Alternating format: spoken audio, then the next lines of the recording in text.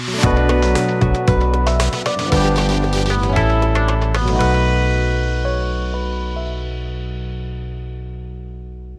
viewers, welcome to the show POWERchat, Nepal's only TV talk show in English discussing development since 2016. Through this episode tonight, we are discussing about advancing youth development, focusing on youth engagement in sustainable development efforts.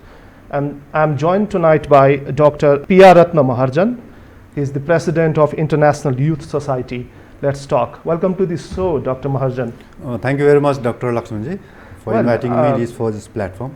It is my pleasure. You have been long engaged in humanitarian actions and social development, particularly engaging youth across the world in different international platforms.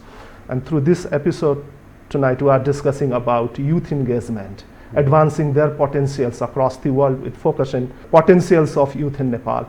How do you assess the situation of youth across the world? Plus, what is your observation about the opportunities and challenges for youths in Nepal? Yes, the world population has been calculated up to 2020 is like more than 1.2 billion. So that is the spreading across the world, and especially compared to other regions, Southeast Asia and Asia playing very important role. The pivotal role that young people are playing is very a major role taking in different sector, even the sector of employment. Also, a lot of young people being working outside of their own countries in Southeast Asia. For example, Nepal, Bangladesh, India, and Pakistan, and some other Asian countries have been so much engaged, the young people looking for a job outside the world. So in a way, young generation, what they are spreading across the world is like focusing on education, upgrading their educations, and also the employment. These are two areas. So there has been spreading from Asia to different parts of the world, especially in Australia, Europe, USA, UK, and Canada. That's majorly. And some of them are also living in Korea and Japan, which is emerging the country in Asia, as also in Malaysia and Singapore.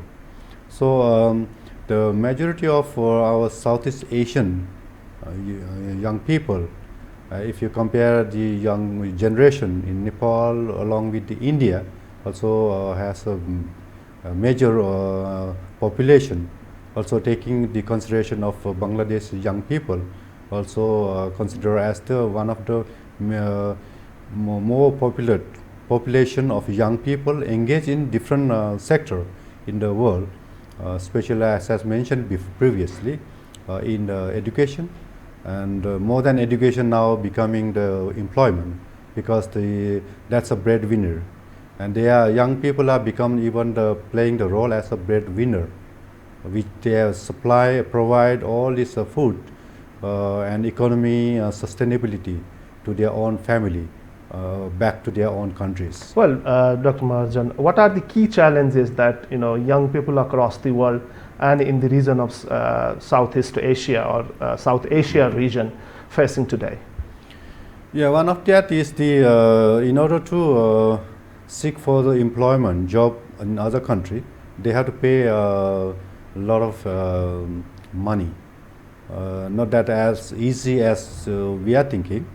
At the front line, that they have to pay a huge amount of money in order to get that job, and so that even the travel agents and even the recruitments and foreign employments, and that's one of the challenges of the young people, and they have been cheated so much by taking a lot of money and also even cheating them a lot, so that they couldn't get the what is said job and also the said salary, and that's one of the major problem for the young people going to seek the job for other side, because they cannot have they don't have the access directly go to other country to have a job. And there are some access that is now online, which has been provided by the different of course colleges, if you talk about the education. But if you talk about the still job, the still major challenge is the mechanism that each country that do not have. And some of the mafia groups, some in the recruitment job, and also what we call the third party, is involved in taking a lot of money from the young people for to get a job, secure a job in other country. So the people of young people, especially when they want to go to other country, since they have to pay a high price in order to get the high salary for their for the dream that they have, in order to get a lot of money. And so that is the things that some of the young people, even they have to sell their lands and the properties in order to go to other country. And more, some of them has been very much severely been faced the problem, and they have to return back. And some of those who want to go to other countries, some of them are being cheated, but some of them have been knowingly going there in order to go to USA and other country, thinking of the higher salary. So the in between there are a lot of challenges of even some of them have lost their lives taking risk, even crossing the border to enter the what you call the most developed country in the world. So major problem youths today face across the world is that of the employment. Yes. And in most cases they are cheated by the agents. Yes. What about opportunities arising for them in the areas of education and their engagement in humanitarian action, like at the present situation of COVID-19 pandemic? Yes, compared to the situation that we have had about 30 years back or decade back, now the young people have access mostly to the higher education, so especially through direct to direct contact. Even though there is some education consultancy that playing roles, facilitating young people to go to the other country and providing the services for that the young people in Nepal can learn before they go to their respective country. All the courses of the courses offered by their each respective colleges, university, and schools, they can thoroughly learn, and they are well aware before their departure from their own homeland. So that is one of the opportunity and safe side that young people get, and also there was been the even young generation are also a little bit aware, and also they are much aware, fully aware of this situation outside, and there's a very less chance to be cheated on that, because they have been fully database information has been given, and also the university and colleges, they also have been provided all lots of information on, because that's things that compared to last time. So presently the young people have all access to all social media. That's one of the advantage they are having compared to 30 years back, which we do not have the social media. And going abroad to study is like only few of the hierarchy caste have that opportunity. So the most of the young people we consider as underprivileged. And now it become like a common which everybody can be accessed, and the price of the study also be very competitive. So that means different countries offer the different rates. So that means young people compared to 10 years back, studying other country is becoming more easy accessible for young people in Nepal. Well, you are referring, there is an estimated 1.2 billion young people that is aged from 15 to 24. Do you think that their potentials are best utilized by the governments across the world, including Nepal? Yeah, in a way, even not, if I say also as 100%, not successful, but at least 90% has been successful, because those who have been go to other countries to study, because young people, especially even from Asia, and if you talk about Nepal, and Nepal young people also have been exercised, and they have proved internationally they also can do, they can perform best, because some of the area in the USA, in Canada, and UK, Europe, and we can see there are a lot of results, and they have been performing by excellence in education, and also any other jobs, even some of the area of politics, and also in the medicine, medical terms, and medical sector also they have performed very well in by Nepalese young people. And even we see there are a lot of humanitarian young people who has been even recently one of the young the girl who has been also become one of the on top among the 100 figure by the BBC. So also senior Mighty Nepal, the president, she also become the one of the hero for CNN. So these are the few example of Nepalese young people. Is a path that the senior has shown that we have to follow, and we have to do something for Nepal, and not only seeking for the economic development, but also their the various sector, especially even SDG and UN access, and they're working in the different INGOs, NGOs, and coming back with a lot of proposals, and implementing the projects in Nepal also been going ahead. So for that, our International Youth Society also playing a role for giving the some kind of guidelines for the young people in Nepal.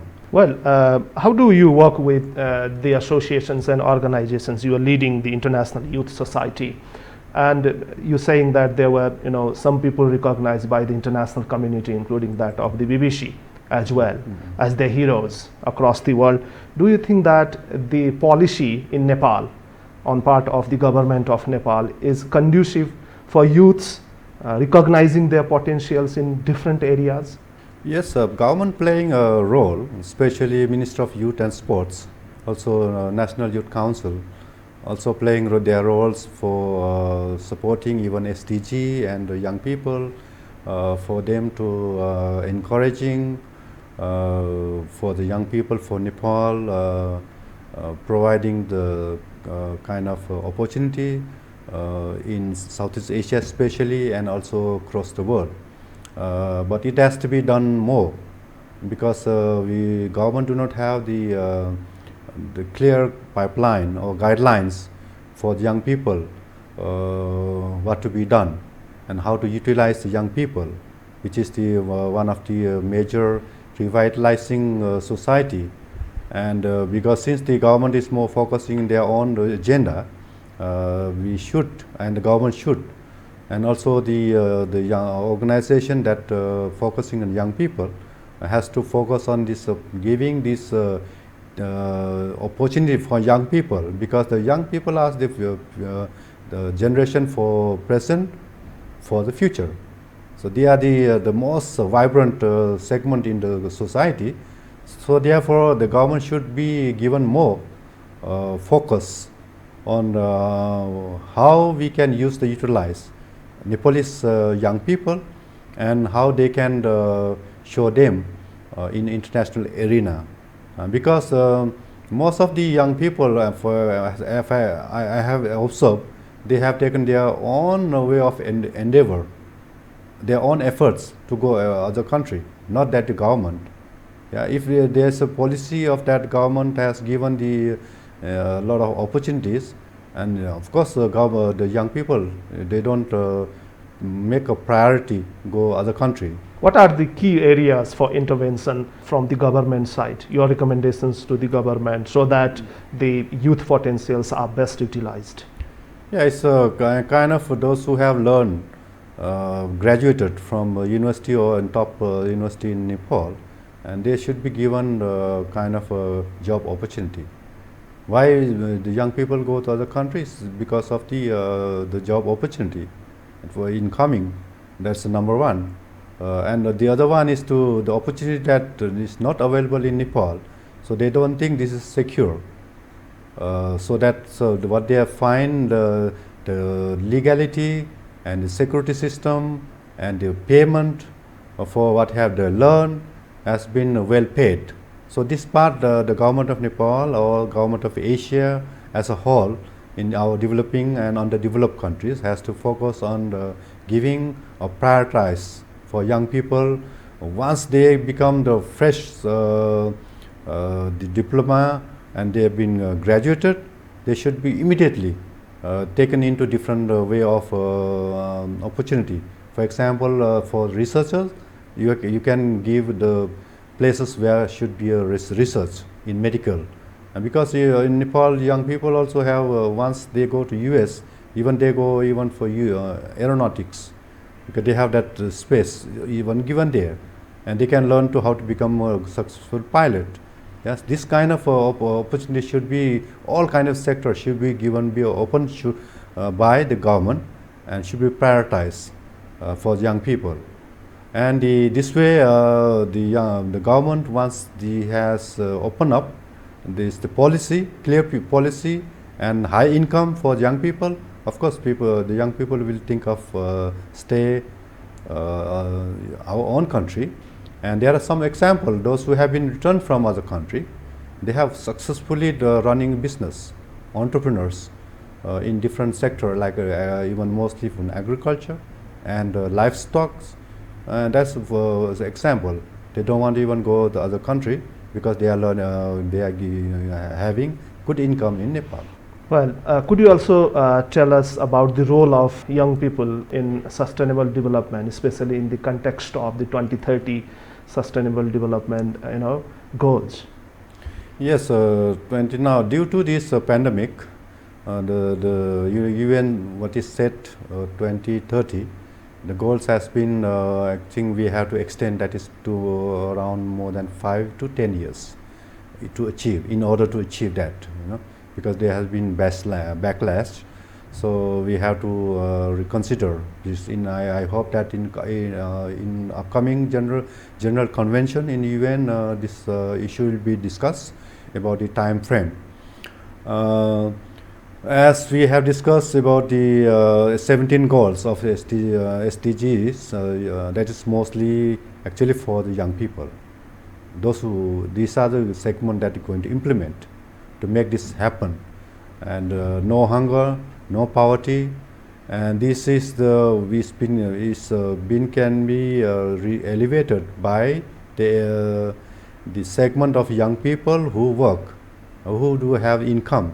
Once our economy is grown, education is fully established, and this SDG can be very much be achieved. And the government should also not just attend the UN conferences. Youth also just go to UN conference and just learn about SDG. We should focus mostly about how we can implement in our own country, in helping with the support of the local government and Ministry of Youth and National Youth Council. At the same time, NGO and INGO who are focusing in SDG. At the same time, we also can get guidelines from UN agency who are mostly implementing this side of SDG, how we can that localize, because SDG is a universal principle, but depend on the each country that the implementation side, the project side, and also the practical side is little bit difference in context to their culture and their economic background. How do you analyze the efforts by government of Nepal localizing sustainable development goal in its country plan? Yes, what we need is the coordination between all this government agency, especially the National Planning Commission, also National Youth Council, National Youth Sport, Ministry of Youth and Sports, and this the three the bodies, including guided by UN and specialized and experts from the UN, should should be come to Nepal and see the potential how the young people can be done, because government will attend their own way of UN. At the same time, some NGO attend UN conferences, but there's no coordination going on. They will do their own individually efforts. So once we can put all these mechanism and efforts in one place, in one platform, and where we can discuss about how we can make it this implementation of SDG localized. It can be Nepal, or it can be Bangladesh, or India. This mechanism, and I mean the coordination and collaboration is very much important, and because some countries has achieved very faster than Nepal, and some countries even slower than Nepal. So that we have to be even learn from other country too. At the same time, as we said before, just now, the National Council, National Youth Council, and the Minister of Youth and Sports, that is the government body. At the same time, the UN agency can sit down and discuss about how we can implement in locally, especially in Nepal. Well, Dr. Maharjan, there is criticism that these plans do not reach out to the deprived communities in Nepal. What you have to say about the youths of deprived communities? Are they being benefited with these efforts, or what should be done so that youths of all communities could equally benefit from these plans and initiatives? Yeah, one of the shortcome of this when it comes to implementation in locally, and there are only few people have access even to the UN, and those who are learned, they do not share, and they don't have opportunity, or they don't access to all people in Nepal. So those who have learned, and they just implement their programs only in city, especially in Kathmandu, but they have to focus more that should be implemented equally in every sector to every nook of corner in Nepal. And because they only focus on in the have and have-nots, they don't focus on that, because they even think of only the urban area. It should be go to rural area too. So once this project should be implemented throughout the Nepal in a way equal balance, equally that given the chance for male and female, there's no equal this opportunities given to all the in the country, because there's also favorism going on, and those who have the access, those who have been known and friendly, only this project should be given to them, and they are just report back to even other country, and thinking that the implementation is going on that. So therefore, openly it should be given all the young people. At the same time, only the language also another issues, challenges, because not all the young people are well aware of English language, because even Nepal has more than 125 languages. It should be translate all this kind of information, data in local languages, and the social media also should be play an important role, as now we are doing in media. And we had to play more important role disseminating this kind of information and some kind of trainings in the villages as well, so that the young people in the village especially, they can learn, and what is the SDGs, what is the how that SDGs can be affect their life, and how can be implement, and what is the outcome of that, and how we can contribute SDG for in order to get this goal by 2023. Well, Dr. Maharjan, you are sharing with us very interesting issues, but we are coming to the end of the show. Could you share with us your final thoughts, your message to the youth on behalf of International Youth Society, very quickly? Yes, International Youth Society, which has the global platform, more than 141 countries around the world. And recently, during even this pandemic, we did, before pandemic, we had very physical events, And now during this pandemic, now we are still implementing this virtual summits and events, so that we do not leave no one behind. Young people, our objective aim is to spread the news and empower the young people from around the world, Nepal and any other countries. We do not leave any countries that young people are left behind.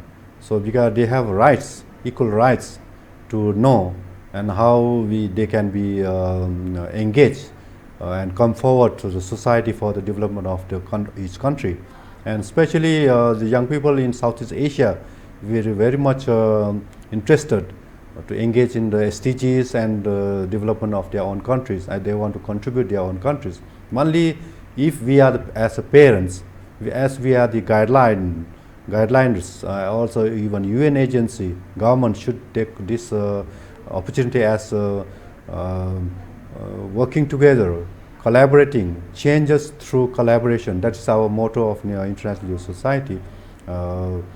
Collaborating from the government to civil society, NGO to INGO, and even UN agency. If they can play a very important role, and how during this pandemic we can use this brand of the young people for them, giving this opportunity of their talents, even creativity, and that can be very much pivotal for this each country. Dr. Maharjan, it was a pleasure talking to you. Thank you very much for sharing with us your thoughts. Thank you very much for giving me this platform, for sharing the empowerment of young people, not only in Nepal, also for the whole world. Dear viewers, time now to wrap up the show. Keep watching us. See you next week. Namaste.